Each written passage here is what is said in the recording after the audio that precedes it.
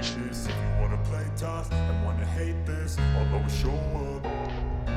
I don't ever slow up, no I don't take shit. I got no love for the fakeness. If you wanna play tough and wanna hate this, I'll always show up and make a statement. I don't ever slow up, no I don't take shit. I got no love for the fakeness. If you wanna play tough and wanna hate this, I'll always show up and make a statement. Everything I do so instinctive and so passionate. Every word I move so descriptive like an adjective. I got a vendetta against people who patented being negative when you should be getting after it.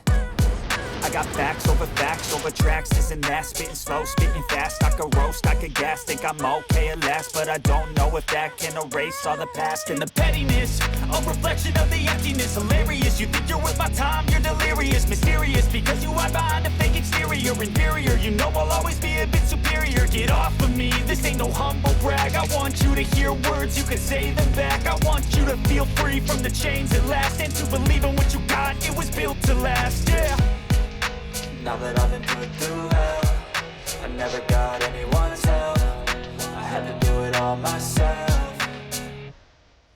I don't ever slow up, no I don't take shit. I got no love for the fakeness. If you wanna play tough and wanna hate this, I'll always show up and make a statement. I don't ever slow up, no I don't take shit. I got no love for the fakeness. If you wanna play tough and wanna hate this, I'll always show up and make a statement. I'm gonna learn the consequence of being incompetent. Mental health is confidence, dreams and some modestness. I'm not here to save the day, that's for you to take away. I could play a million mind games, but instead I say something not illogical, something that is topical. Rub it on and watch it go, make yourself unstoppable. Dreams are irresponsible, but they're always possible. If you just believe, you could be so remarkable. Thoughts in my head, a collage and they spread. I'll be great one day, going off of my meds. No, I'm not giving up, no, I'm not giving in. I will make it to the top, taking off in the wind. I gotta make it, I'm saving every day to taste it. I'm patient, but my mind, it can hardly take it. I'm chasing a dream that I've had for several ages. A vacant, modern kingdom for the taking. Now that I've been put through hell, I never got anyone's help. I had to do it all myself. I don't ever slow up, no I don't take shit. I got no love for the fakeness. If you wanna play tough and wanna hate this, I'll always show up and make a statement. I don't ever slow up, no I don't take shit. I got no love for the fakeness. If you wanna play tough and wanna hate this, I'll always show up and make a statement. I don't ever slow up, no I don't take shit. I got no love for the fakeness. If you wanna play tough and wanna hate this, I'll always show up. Yo, what's good? What's good? It's Stormy B Man, and I am back. Welcoming you to Nerds on Culture with Stormy B Man for this Monday, April 29th, 2024. And this is number 83 in the series of Nerds on Culture as we explore the film series of The Man with No Name, classic Western character played by Clint Eastwood from the 60s. It's a character that he really cut his teeth in the film industry, a most popular character who carried a big gun, a stogie, a hat, a poncho, and very few words. But when he spoke, he meant business. And the foes that he encountered found out that he meant business. There were 3 films by Clint Eastwood, beginning with A Fistful of Dollars, which came in 1964, followed up by For a Few Dollars More in 1965, and The Good, the Bad, and the Ugly in 1966. This character was created by Sergio Leone, and he went by many aliases: the Stranger, the Hunter, the Bounty Killer, the Good, the Americano, Mr. Sudden Death, Nameless, No Name, and Blondie. Yeah, So we're going to talk a little bit about the Man with No Name series this evening, and hope that you all are able to chime in and give, if you have recollections of these films, this character played magnificently by Clint Eastwood. I think this might be the most popular Western character of all time, even outside of the Django. Yeah. So, with no further ado, I want to bring my brother and partner in crime and co-host of the show in for this conversation. We got Drew Titan in the building, back fresh off of vacation. What's going on, bro? I'm just happy to see you and me back in stride again. What it do, man? I'm here. Vacation was beautiful. The water was blue. The sky was blue. And everything is everything. And I'm back. And got it off my chest. And we making chess moves. And we here. Wonderful. To answer the question, I feel and sound wonderful. And everything's wonderful. Well, you know, the one thing that can always bring us into a good place is when we do this show, we go back and grab things that are meaningful, that are nostalgic, that have had an impact and impression on our lives, on our culture. And this one is one I'm most proud to say that my dad introduced me to Clint Eastwood. When I was a little boy, I used to call him Clint. I couldn't say Clint real good. Clint Eastwood, yeah. But hey, man, he was cool. You know what I mean? And like I said, a man of few words. He didn't say a lot. They didn't have a lot of dialogue written for him, but more like physical action. And the physical action wasn't about fighting or anything. It was like how he responded to what's going on around him and things of that nature. I remember in Fistful of Dollars when he walked past the coffin maker in the town, and he said, 3 coffins. And he walked down there to the other end where those guys, he had been made aware about who they are, because they had guys on each side of the town that were bad guys. So he walked down there, and when he had first came to town and he was on his horse, they shot at the ground around his horse and made his horse, take off and everything. So he came back, and the guys was looking at him. What you want, And he said, I know you guys, playing around and everything, and, but my mule, he just don't understand. He said, but if you apologize, like I know you're going to, he said everything will be. And they looked at him like, man, what? What's wrong with this dude? Yeah. Man, he lit those dudes up. But I love the line. He said, now, if you apologize, like I know you're going to, that set the movie right in motion right there, man. He was badass, man, wasn't it? On them. It was like 6 of them, After he gunned them down, he went back past the coffin maker and said, my fault. 5 coffins. He lit them up, didn't he? Man, Clint Eastwood, that's my boy, man. He's I don't care if he playing this. That reminds me of there was a guy that used to do these paintings, and he used to do these paintings of famous actors in their best characters. Like I'm sure everyone's seen the James Dean poster where they're sitting in a diner and it's James Dean and it's Elvis Presley and all of those heartthrobs from Marilyn Monroe, and they all sitting in that diner. Well, I saw a similar painting at a Western bar In that bar was Clint Eastwood as this character. Clint Eastwood sitting there looking mean, like with like a toothpick, and Charles Bronson was sitting across from him.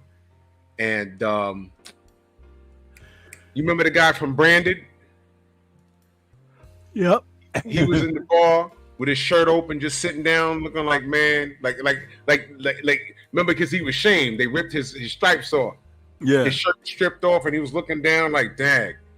And two other guys there, but it was an awesome poster, and they paid homage to like the Western stuff. Right, man. I even think the dude that played Davy Crockett in the movie from back then, he was in the post. It was like an awesome picture. It was awesome. But that's just the Clint Eastwood that they caught was him playing this character. And I was looking at it, I said, man, he got to be the baddest mofo in this picture right here, man. He said, well, my bad. Remember, I read how many names that this character was known by in the films, because he didn't really have a name, and he never told anybody his name. And that's why through the trilogy, it's considered the Man with No Name series, because no one ever really knew who he was. And it was so on point, because that whole thing, the stranger, you know what I mean? And in one of the films, they kind of run together, because I haven't watched them in a while, and I didn't watch them in preparation for this show because I just wanted to be spontaneous and go off my memory. But right. You know, these guys, they are always messing with him. It's like, except for in Fistful of Dollars, when he comes into town, they messed with him when he was on his mule, and they shot at the mule and made him ride off all wild. But after he found out that it was two factions at opposite ends of the town, right. They were against each other, he decided to go out there and become a hired gun for both sides. Yo, you know, let me ask you a question. Let me ask you a question as far as the storytelling. Was it on point, or was it ahead of its time? Because, you know, that's before my time. I watched it later in life, of course. Was it on point, or was it ahead of its time? You know what's interesting? That's a good question, but I think I'll answer it like this. These films were made when men were at their most macho. And the way stuff went down in these films is how men behaved back in those days. You had men who were righteous. You had men who didn't want to get involved. You had men who were always starting mess. Yeah. You had cowards. Yeah. And you had people who were backbiters and betrayers, you know, that looking to make a quick buck at the expense of somebody else. And all of that played out in these stories. And so as far as it being ahead of its time, I think it was just spot on with playing out the characters of men. And, you know, women took a back seat in the films. But one thing about Clint's character was that he always respected the women. But if it was one of those loosey-goosey women that, you know, run off at the mouth and stuff. Yeah. Oh, man. He would always put her in her place. Put her in place. Yeah. A roll in the hay. You know, he'd take her in the barn or something. And then she'll be talking about, you dirty scumbag. But next thing you know, she making them something to eat. You know what I'm saying? It's like. It was a different time. You see, you hear something like that now. If you made a movie from scratch and put the characters like that, the establishment would lose its mind, man. Oh, man, let me tell you something.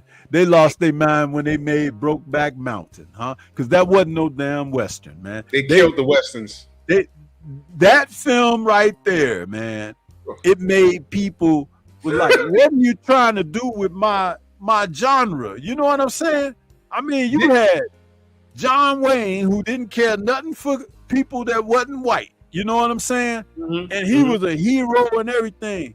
And guys would sit around the campfire eating their beans out the can and stuff. Mm-hmm. Mm-hmm. And Brokeback Mountain just gave you a whole different spin on men out in the woods together. I mean, come on, man. Man, yo, listen, let me ask you a question, man. Did they not trick? Because, you know, when they aired the advertisement, I don't recall even, maybe I wasn't paying attention, but I don't recall them advertising what it was. It was the crying game of Westerns. That's what it was. Boy. Absolutely. But get this, though, and I'm proud to say, I ain't never seen the movie. I haven't. I'm aware of it, and I know what went down. And that's all that made me say, you know what? I'll pass. I didn't know what it was, but thank God people said what it was enough. Yeah. I never was intrigued to go see it. But there was enough noise about it after its first week's release. It was like, yo, did you know what that is? Did you see it? I said, no. I said, I hear about Brokeback Mountain. I just see two cowboys. What happened? They get stuck out there and they had to eat each other's arms. They was like, no, they were eating each other, all right. I was like, what? It's a love story. I said, they found some chicks up there. They said, no, they found each other. Pass. I'm good. Dude. I'm good. Back to the man with no name. The real man. The real man. The real That's man. Back right. to the real man. You know, this is the thing. Not only was he good with his gun, but he had to be some type of fugitive and stuff on the run, because he kept, you know, he would go, he was a drifter from town to town and stuff like that. That poncho, when he go to flip it back, it's on. And listen, even Westerns that are modern, you know, like Tombstone and all of that, those are great classics and everything. But you can't beat Clint Eastwood in a gunfight where when he flips that poncho back and his 6-shooter don't raise no higher than his rib cage, okay? And he be like, with and they all they're all falling down. They missing him, but he knocking them over, right? My gosh, man. My gosh, that is hilarious. He brings it right here, and he just turned it. Bang, bang, bang. I got 6 shots, and he got everybody. He got 6 shots, 8 villains, everybody dead. But they that falling out windows. That first one, man, a fistful of dollars. Listen, man, this one right here, I think it kind of like, it gave a new outlook on the Western, because it was directly adapted from Kurosawa's Yojimbo, and it was actually brought in to a lawsuit by the producers of Yojimbo, which starred Toshiro Mifune, and they were quiet. The lead character, they were quiet, unassuming, eccentric strangers with a strong but unorthodox sense of justice, and that's how they were played out. This film, A Fistful of Dollars, he was called Joe by the Undertaker. You know, the man he told to build the coffins and everything. Right. What I liked about this film, him going against those warring factions in the in that town, dude, what can we say? And let it be known that, in case for a little bit of trivia, if anybody doesn't know this, they were called spaghetti westerns because they were made by Italian producers and everything, and writers, and they were actually filmed with no sound, and then they dubbed the voices in later. They you know, a lot like the kung fu films or Japanese films of the time. And they could rapidly release the films with dubbed audio in different regions of the world. Like in Italy, they'll play something, in France, they'll play it over in Europe somewhere, and then in the US. And another famous trope from these films is the whistling music tune. Yeah. How about that, man? And each one had their own specific whistling tune. But I love the fact that whoever the guy was that whistled those tunes for these three films, nice. He was good with it, wasn't he? Yeah. I still to this day I can't whistle, and I'm okay. I'm not great. He was whistling the hell out of those tunes for this one. Help me out. What year did this come out? 64. Fistful of Dollars was the first. It came out in 64. Right, because I was watching some westerns with my dad. We got snowed in, and the family was just inside, so we just turn to classic movies or whatever, and they were playing some westerns.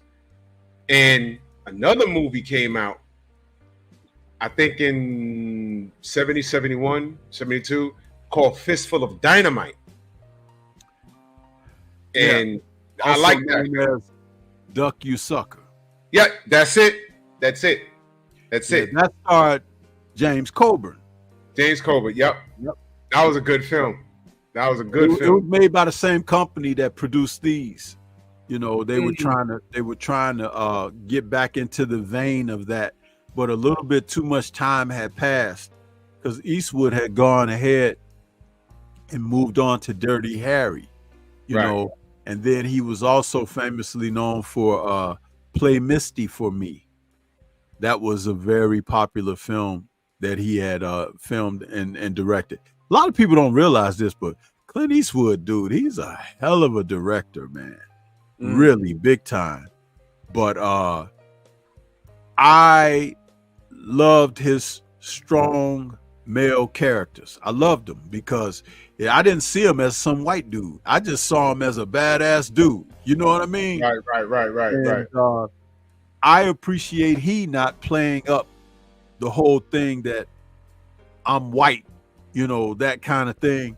Right. With the exception of what they wrote in the first Dirty Harry film with the bank robbers. Do you remember that at the opening of the film? The opening of the film. That Go Ahead, Make My Day. That's where it came from. Yeah. And I know what you were thinking, punk. Did he fire 6 shots or 5? Well, to tell you the truth, in all this chaos, I might have even forgotten myself. But being that this is a 350 Magnum and it can blow your head clean off, you got to ask yourself, do you feel lucky, punk? And brother said, wait, I got to know. I'm like, what? Come on, brother. I got to know. I was like, come on, bro. What do you mean you got to know?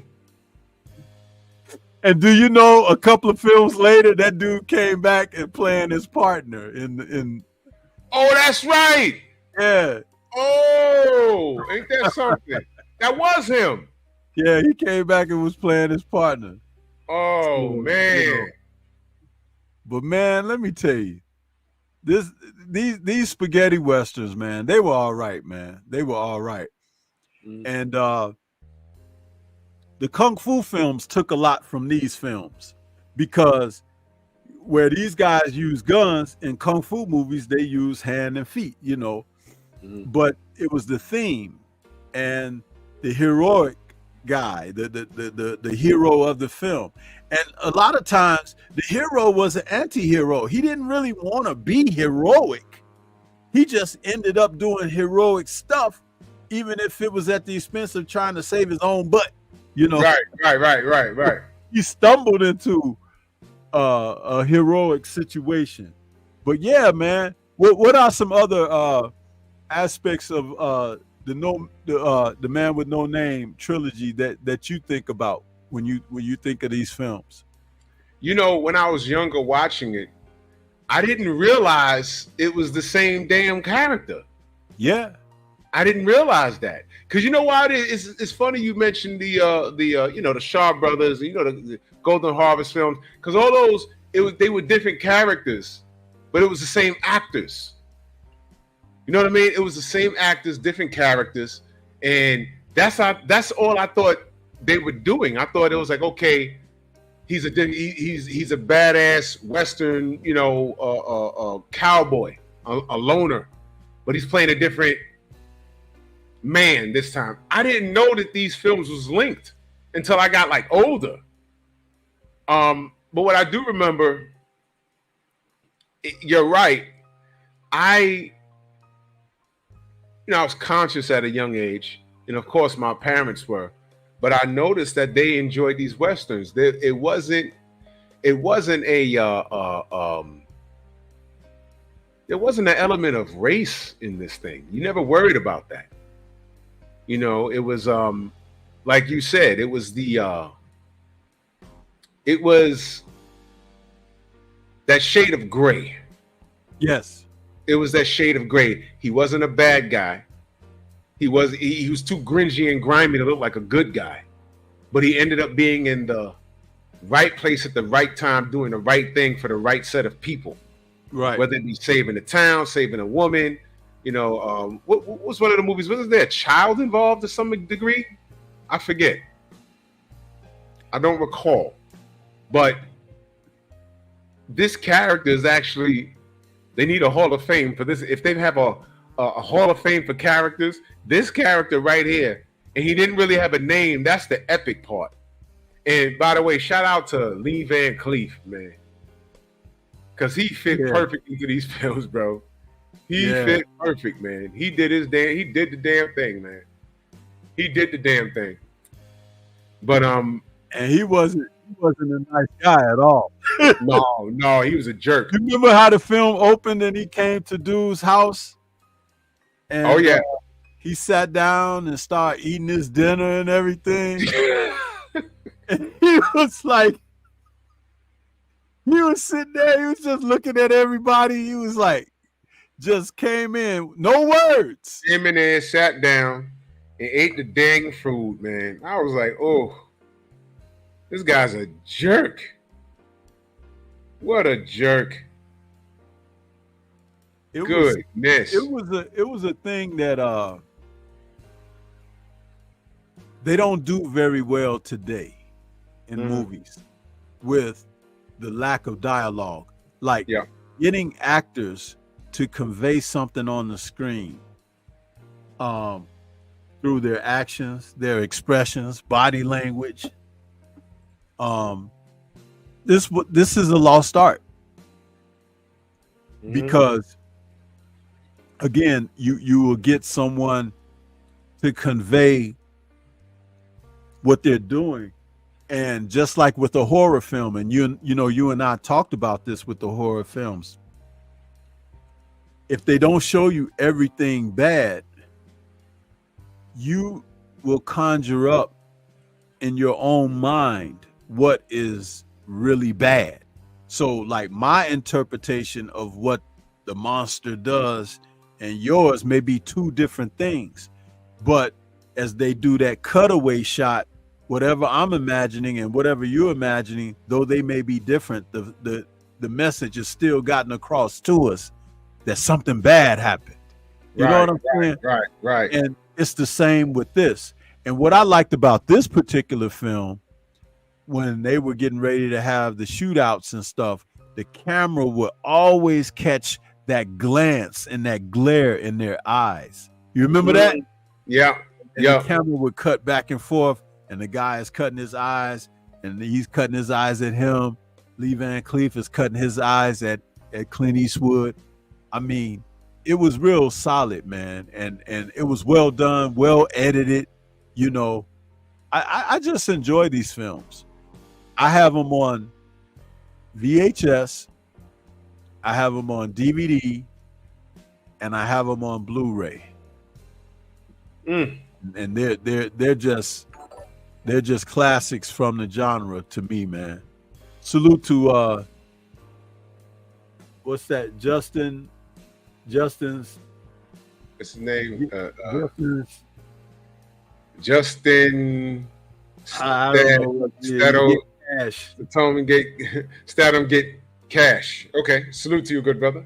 He says the man with no name also inspired Jonah Hex in DC Comics. Oh wow. Yeah. I can see it. I can see it. But thank you for the super chat there, Justin. These films were very impressionable. Again, like I said, a lot of the Hong Kong films took some of the lead in these films. In fact, if you think about Bruce Lee's Way of the Dragon, when he had that final showdown with Chuck Norris in the Roman Colosseum, he took elements of these Westerns and put that in there, where these two men, gladiators getting ready to fight in the Colosseum, how they were cutting their eyes at each other, they were warming up before battle. They had a little cat in there watching them, and the cat was to provide a little break in the action. Because Kung Fu films back in that time, before Bruce popped on the scene, they would have guys fighting for 10, 15 minutes at a time. Yep.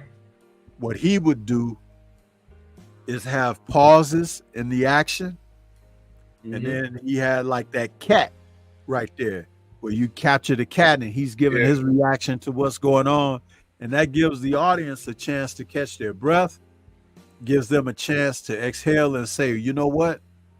This is something different that we're witnessing here. Just like in the gunfight showdowns of these spaghetti westerns. Similar thing, where they build that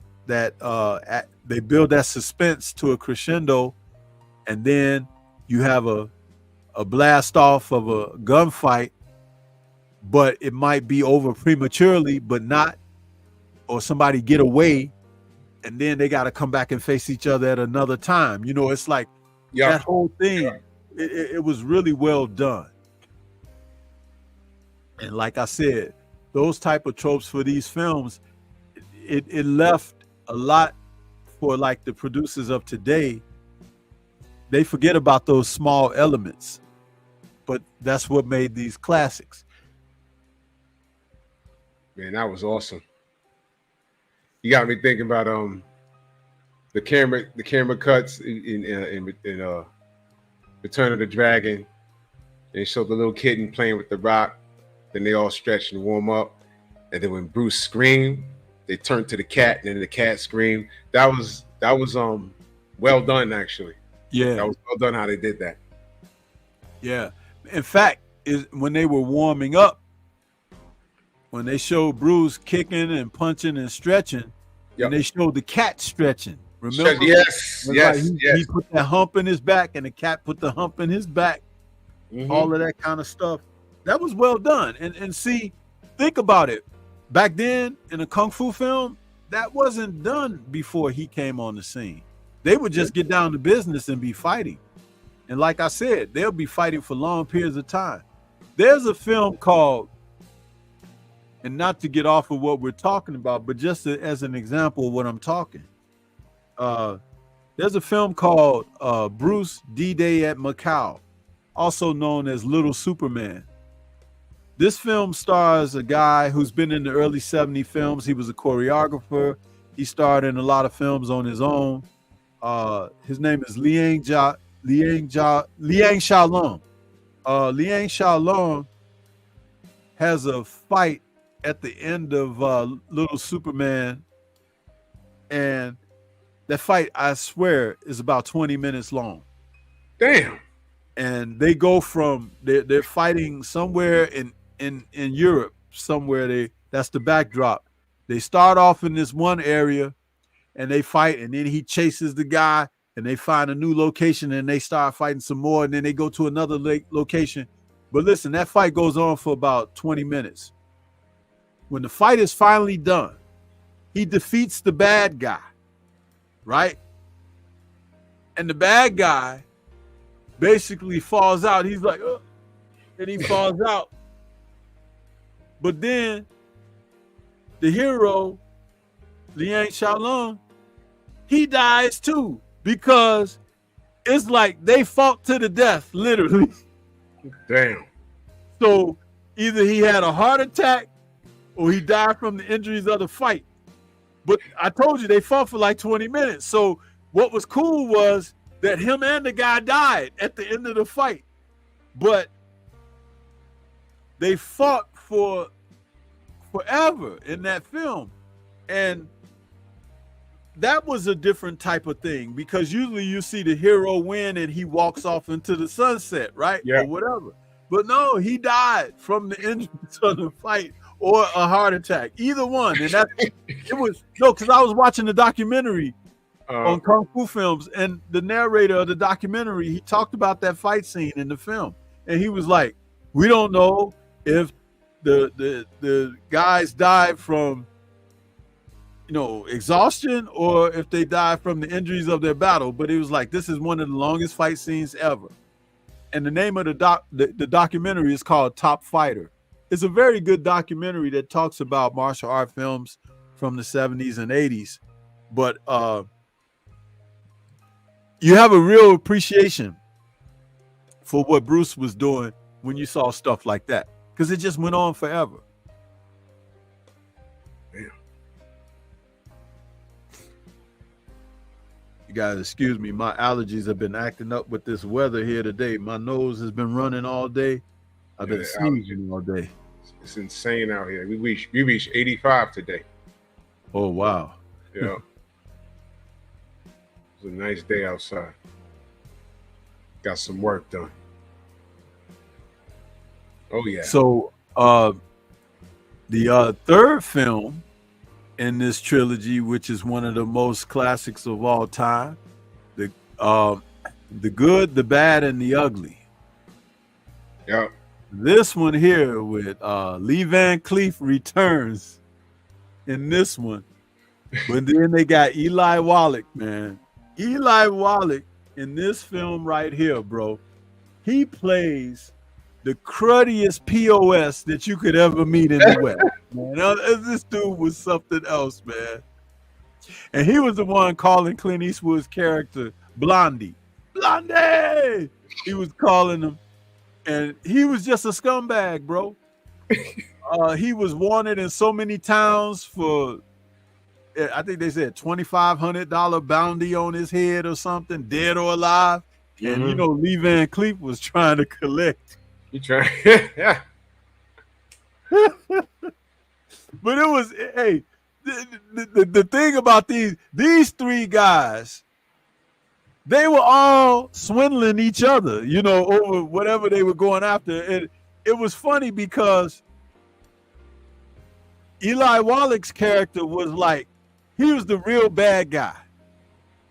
Lee Van Cleef was the scumbag. And Clint Eastwood was the sly fox. You didn't really know what his objectives were. And against each other, they had this standoff, at the end of the film, where they were all sitting out there. I love this movie, man. I love it. It's a classic. But what they were also doing was like pretending like, they were taking each other in for bounties. And when you turn them in and the sheriff say, okay, they'll be hung by the neck until dead or something. That's how they said it. The sheriff. Yeah. And then they go in there and they put the guy on the horse and they put the rope around his neck. And then Clint Eastwood, when he took Eli Wallach's character in the town for arrest, the whole point of it was they would free each other, Yeah. They go up higher, So when they escaped, they were jerking these guys around, man. Yeah. Jerking them all. But then there was a time when Clint brought Eli Wallach's character in and he was supposed to shoot him down, but he missed. He missed the shot at the rope. And Eli was hanging. He had that look on his face, Drew. Like, oh shit. You mother. He missed. That was hilarious, man.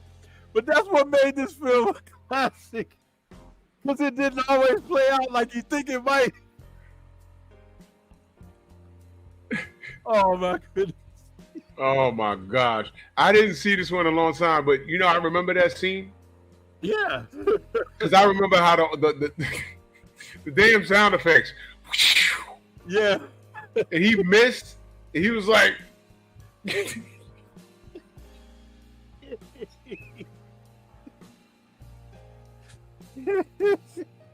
oh, my dad was like, oh shoot. And at the end, when Clint had it, like with Eli, he said, "This ain't no joke. I want you to get up there and put your head in that noose." And he was like, "Blondie, come on, Blondie." He was like, "Nope, get up there." He had that shotgun on him, so Eli put the noose around his neck, and he had him standing on that rock or something like that. And it was real small or whatever, so he was standing on that pike, and he, if he run one wrong move, he gonna slip off and hang himself, right? Mm-hmm. So Clint got on the horse and was riding away. He was like, "Blondie, come on back, Blondie." He was like, "You're a son of a bitch, And then when he got real far away, he was like, "Blondie, you a son of a," and then they played that. He said,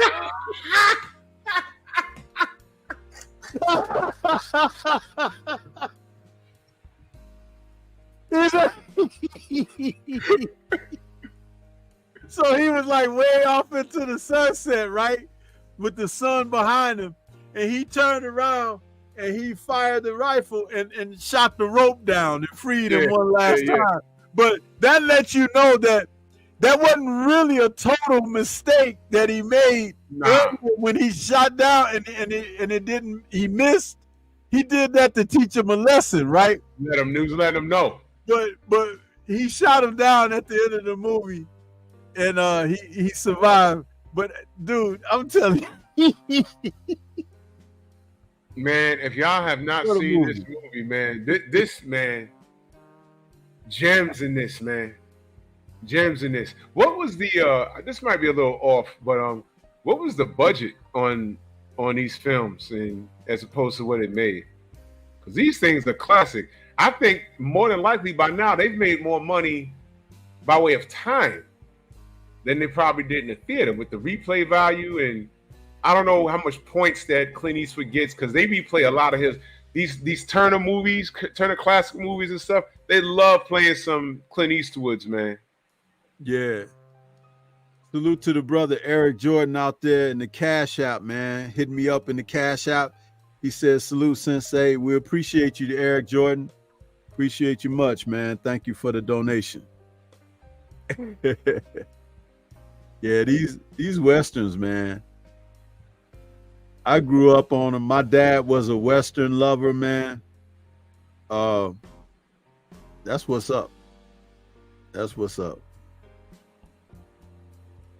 Awesome stuff, man. Some great stuff. Did your pops like Westerns? He loved them. He loved them. Like I was saying earlier, I remember one day in particular, I was at his house and it was like one of those things. We had just did some shopping and there was some snow coming and I didn't feel like driving home. So we got snowed in for a bit. So, we just made some food. And he loved Turner Classic Movies, and there was also a Western station where they play those things. And Dad, what's the name of it? Because during and before and after the commercial, there's somebody narrating like important facts about the film. Yeah, you know what I mean. And we watched. It wasn't The Good and the Bad and the Ugly. It was the first film. It was the first film, The Man with No Name. Yeah. And, they played, I wasn't like a John Wayne guy, but, when Clint Eastwood, they played a Western with, I watched, they played Fistful of Dynamite, but before that they played Fistful of Dollars. That's what they did. Yeah, Fistful of Dollars. Films. And then they played. I forgot the one with Charles Bronson in it. I forgot the name of that one. But my dad loved westerns, man. And like I said, Did Charles Bronson play? Was that Clam Bake, something like that? I can't think of the name. But I know it was a western. And I remember watching that. I'm like, I'm so used to, because by the time I got to know Charles Bronson, he was already doing Death Wish. Right. You know what I mean? Which is something we need to discuss. Oh yeah, we're gonna have to get around to that too, man. My gosh, it's brutal, man. Death Wish was brutal. The first one was. That was bad, man. Yeah. That was bad. That was hard to watch. And you know what I just watched this past weekend? Because I told you I was polishing up on that so we could get around to it. The Born Losers. Oh. Which is the first Billy Jack film. That was the prequel to Billy Jack? Yeah, that's the first film. I never watched all of that. Dude, that film is very good. And you ought to see the stuff that is covered in that film. This motorcycle gang is terrorizing this town, and they're graping the women and girls, and all kinds of stuff, bro. And Billy Jack, who is he's supposed to be half Indian, right? Former like Green Beret or something, but lives Some out. Military guy, yeah. Yeah, he lives out in a reservation or something, and he's off the grid or whatever. But he comes into town to purchase goods and stuff like that. But this motorcycle gang is just terrorizing people, and he finds himself intertwined in that situation, and it goes from there. But that film, and you know what's funny? I had heard of it, but never really watched it. I saw Billy Jack, because Billy Jack was the second film, very popular. He had a lot more fight scenes in that because the Kung Fu and karate craze had taken off in the early 70s. But Born Losers is a great film for the time that it was made. I was very impressed with that. Sorry that I hadn't watched it in all these years. I never knew that was a prequel for a long time. Yeah. I never knew that. And sidebar. Wasn't there an era in the 70s where there was like a biker film era? Oh yeah. It's like there was a time when in the US, biker gangs and biker clubs were very popular. That was a huge part of the culture. Yeah, that was even more than people who drove and had hot rods. Bikers were more. Michael Ray in the chat, he said that the writer of Death Wish have a fixation with grape. I wonder, because let me tell you, those scenes in the 70s when they were, doing that to those women, that was hard for me to watch, man. Yeah. That was hard for me. They were brutal, man.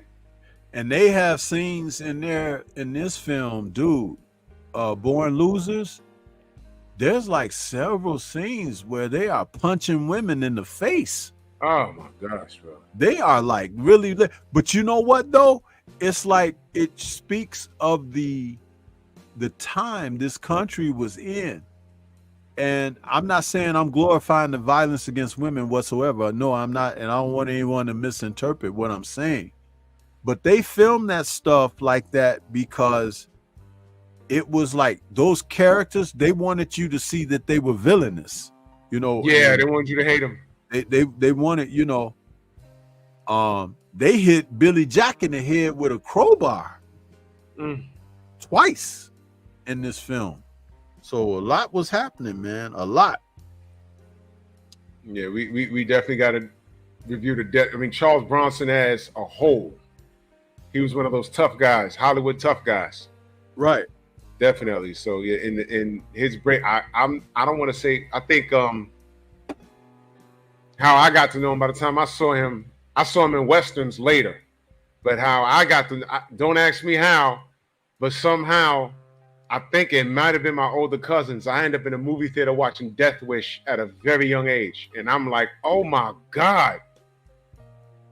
Man, if Charles don't get this dude, I mean, you rooted for Charles Bronson in those movies. And we're not even going to talk about, man, you know what? I don't want to veer off because there's a whole bunch of, it's just brutal, man. But yeah, man, but I saw Charles Bronson. The question was, did my dad love Westerns? The answer is yes, he did. And we sat in the house and we ate chili and a bunch of other stuff we ain't supposed to be eating. And we just watched Westerns all day. And I loved it. And there was a bunch of snow outside and we just ate food and took a nap. Woke up, watched another Western. And I remember watching Fistful of Dollars. And I remember he said, 3 caskets. Went down there and smoked those dudes. He said, correction, 5. I was like, oh. I remember that, man. That was dope, man. And I think my dad said he saw some of these in the movies. It was the 60s. Yeah. Saw some of them in the movies. Yeah. Man. Goodness, man. I think I'm gonna do a Western marathon again. I'm gonna do it again, man. But Clint Eastwood, man, wasn't he the man's man? These movies, man. Oh goodness. Now he did this film called High Plains Drifter. Mm-hmm. Now, High Plains Drifter was an interesting film.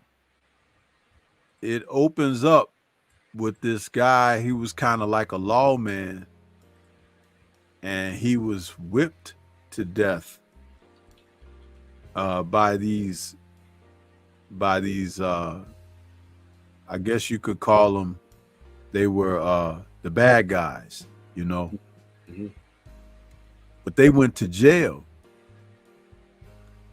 and they were convicted, so they spent a certain amount of time in jail because they supposedly killed this lawman, and they knew that he was the town knew that they were getting out, the bad guys.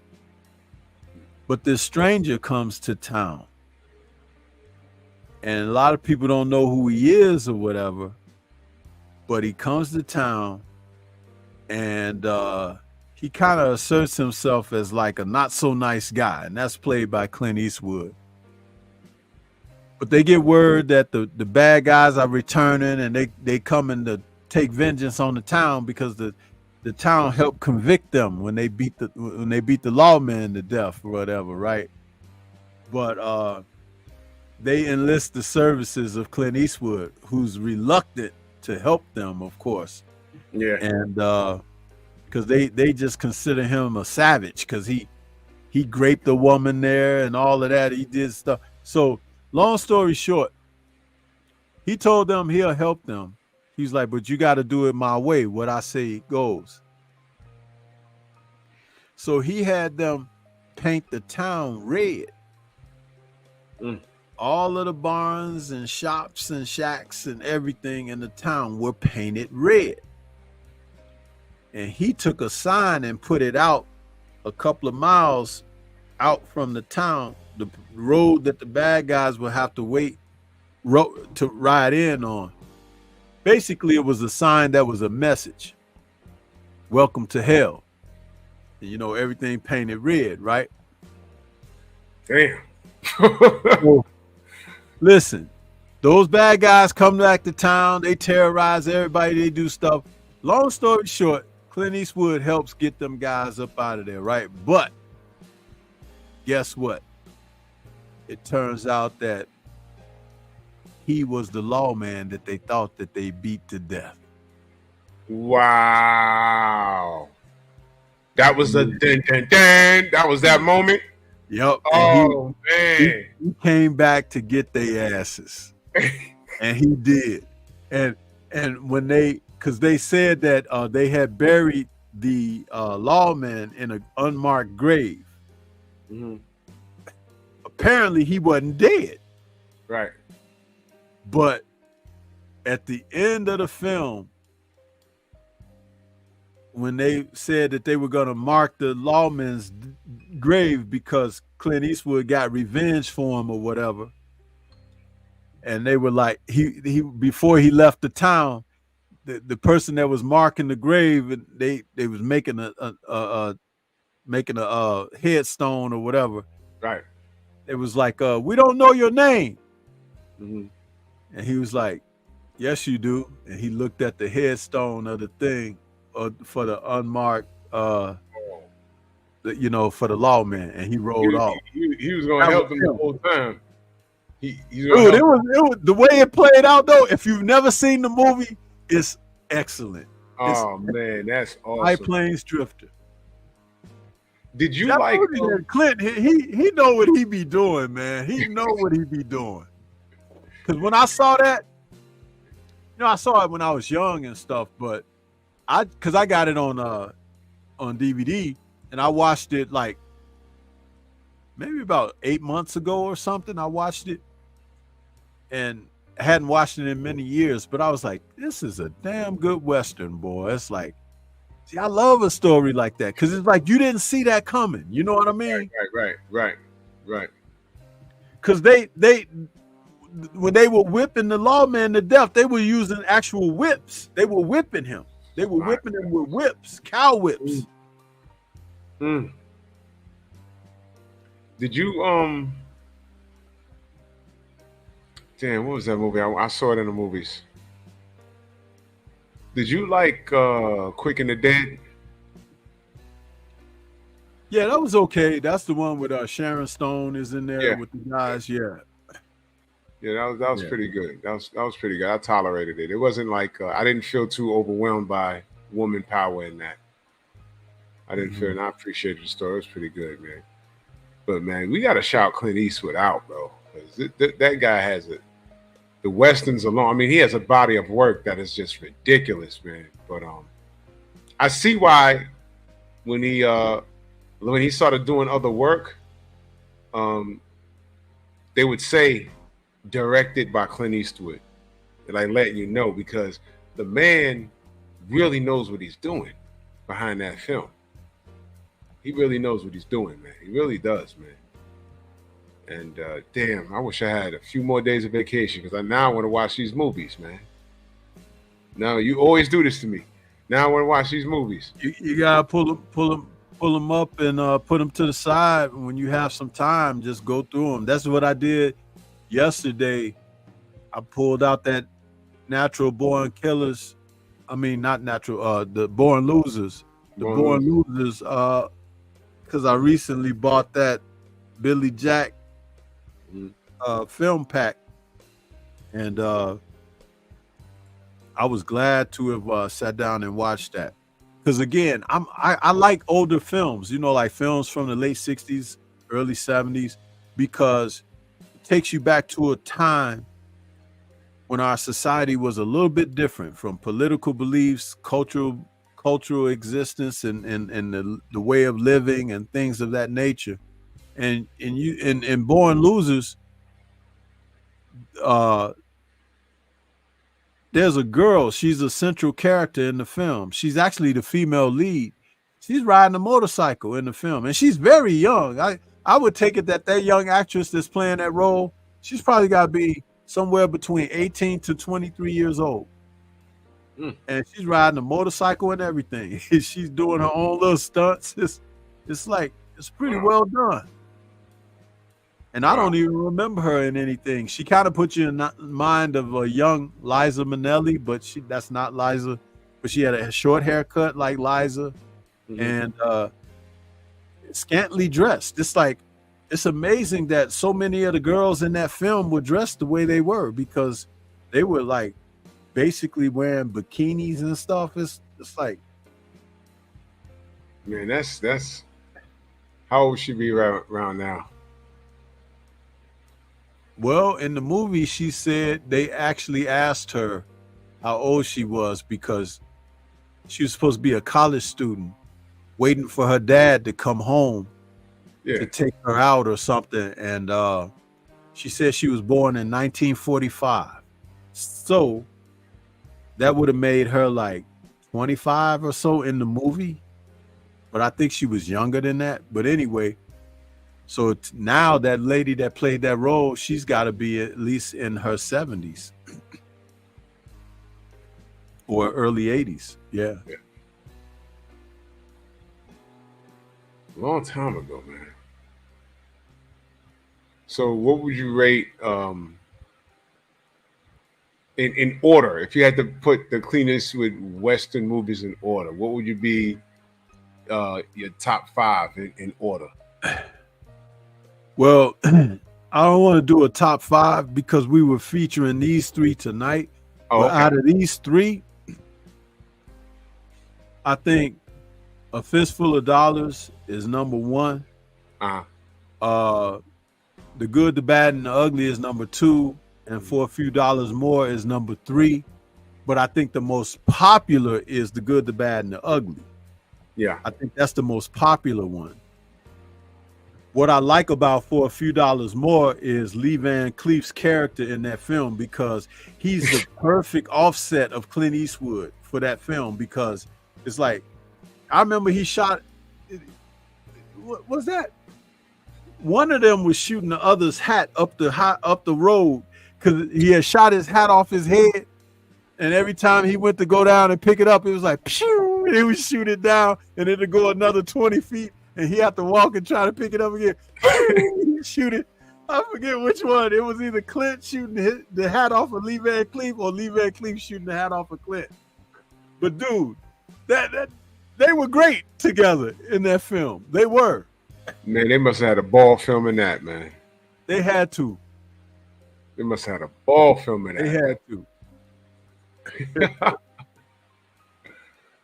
Yeah, Lee Van Cleef's character was a total jerk, man.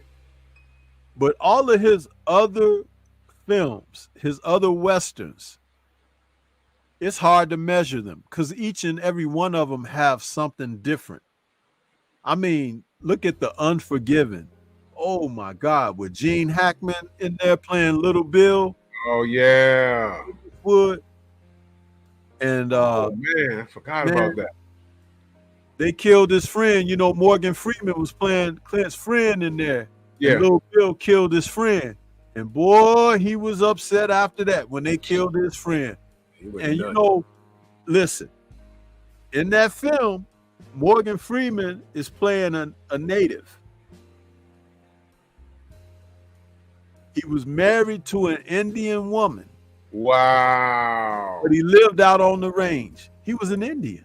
Well, Aborigine. Aborigine, yeah. But he was one of Clint's best friends. Now, when he went back to the bar and he was gunning them guys down, taking revenge for his boy, and he shot and killed one of them guys.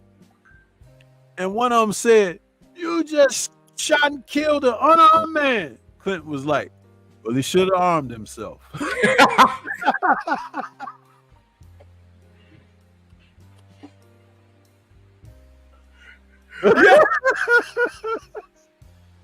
Yo. He didn't mess around, man. He didn't mess around. Man.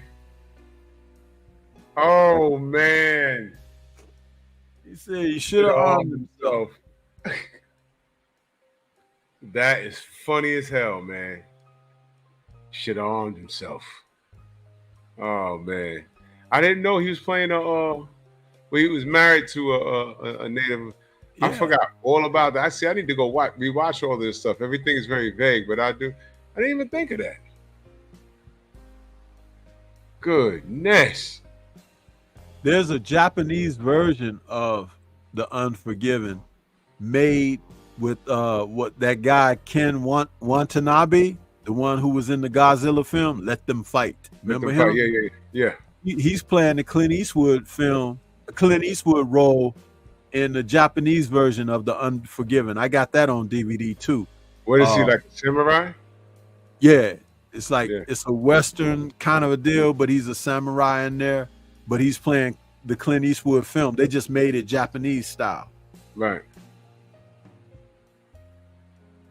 But yeah, Unforgiven is awesome, huh? When did that come out? in the mid 2000s, I think. Mm. It was like roughly way before Ken showed up in that Godzilla film, Yeah. because by the time they brought him into that Godzilla film, he was a huge star in Japan. So Yeah, it's he was already established. Yes. right. That's when they started bringing him over, when they reached that pinnacle like that. So yeah, that's what's up with that. But a great film, Unforgiven is. And Clint did, like I said, if you were trying to measure up his westerns, he's done so many. Someone mentioned Pale Rider here. Pale Rider was great.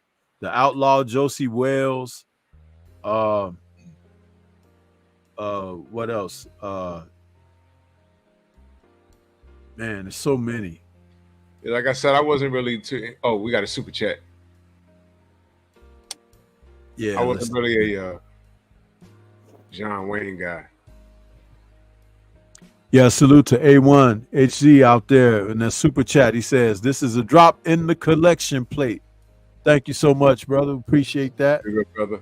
Appreciate that. I wasn't really a John Wayne kind of guy. I think the reason why I'm gonna tell you why I wasn't a John Wayne guy, and it sounds kind of crazy. By the time I was older, I watched a lot of cartoons, and there was a lot of like goofy characters that spoofed John Wayne. And then, when you find out that he really talked like that, it was comical to me. So I didn't really, I was like, man, that was for real? He really talked like that? It's like, oh my gosh.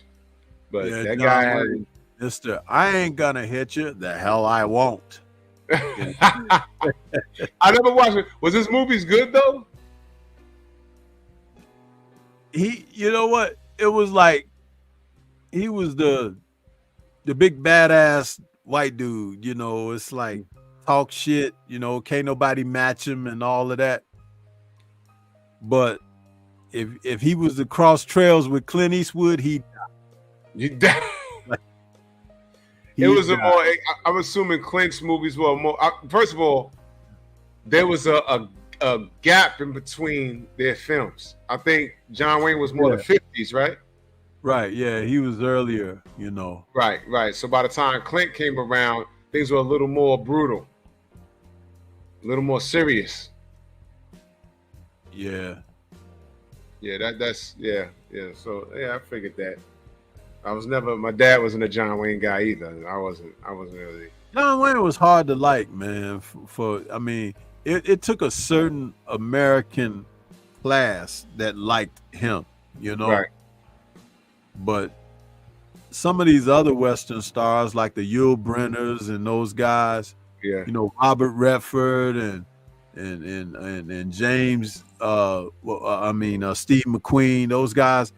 When they played in the Westerns, Kirk Douglas, people liked them. They liked the guys, But John Wayne was kind of like, something about him. Right? He was in a quiet taste. Exactly. He was in a quiet taste. I got it, man. I'm definitely gonna binge watch Clint Eastwood. Those three films, because I haven't seen them. And watch them in order.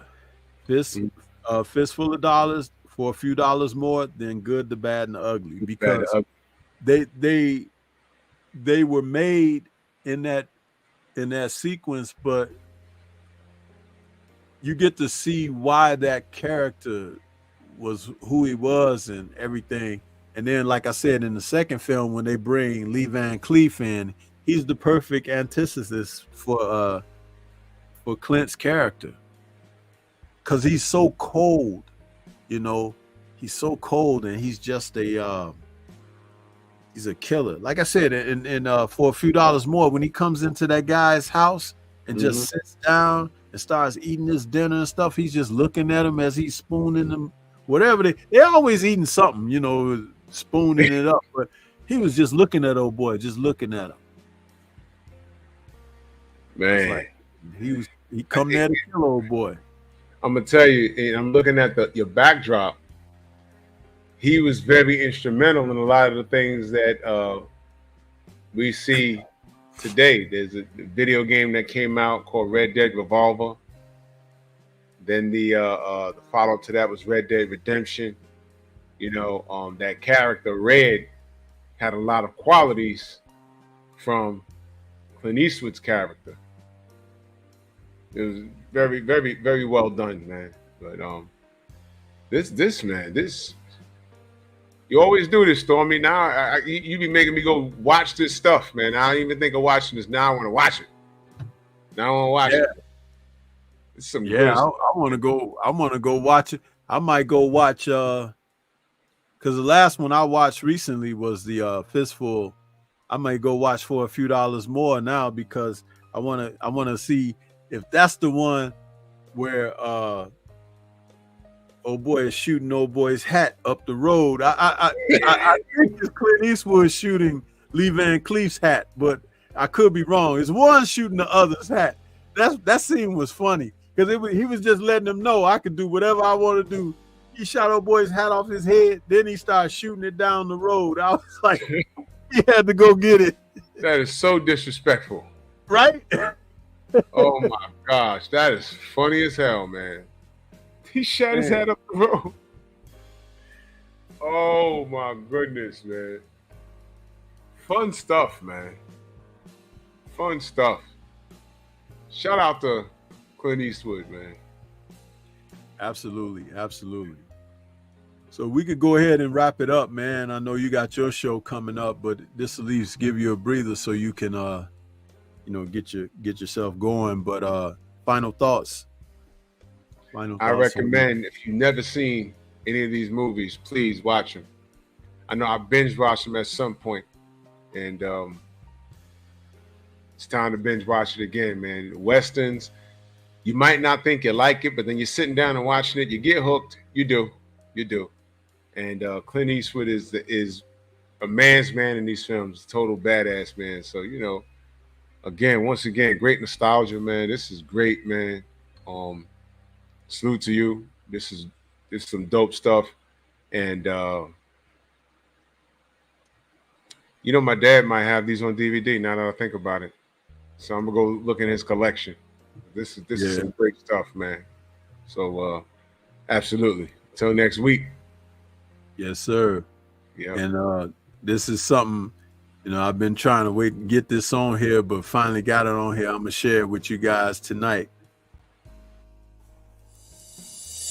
We offer the best grooming products for you. Best all natural and handcrafted too.